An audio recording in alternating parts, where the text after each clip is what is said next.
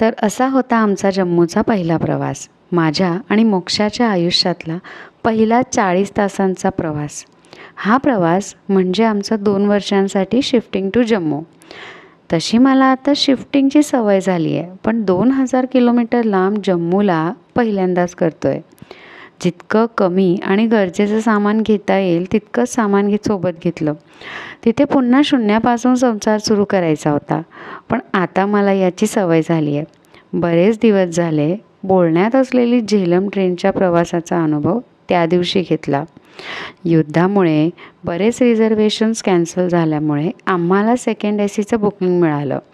मला खूप टेन्शन होतं की प्रवासात मोक्षा त्रास तर नाही ना देणार, पण तसं काहीच नाही झालं. तिने खरंच खूप कोऑपरेट केलं आणि मी तिला खेळायला काही खेळणी सोबत घेतली होती, त्यामुळे तिला स्क्रीन टाईम न देता हसत खेळत आम्ही तिघांनी प्रवासाचा आनंद घेतला.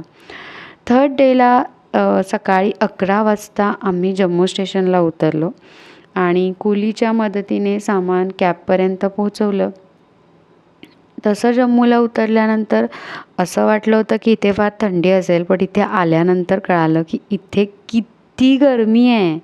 आणि अखनूरच्या रूमपर्यंत पोहोचताना जम्मूची थोडी झलक आम्हाला कॅबमधून पाहायला मिळाली. सो सध्या आम्ही अखनूर जम्मूमध्ये राहतो आहे आणि अजून असेच ब्लॉग्स पाहण्यासाठी आमच्या चॅनलला नक्की सबस्क्राईब करा आणि व्हिडिओला शेअर करा.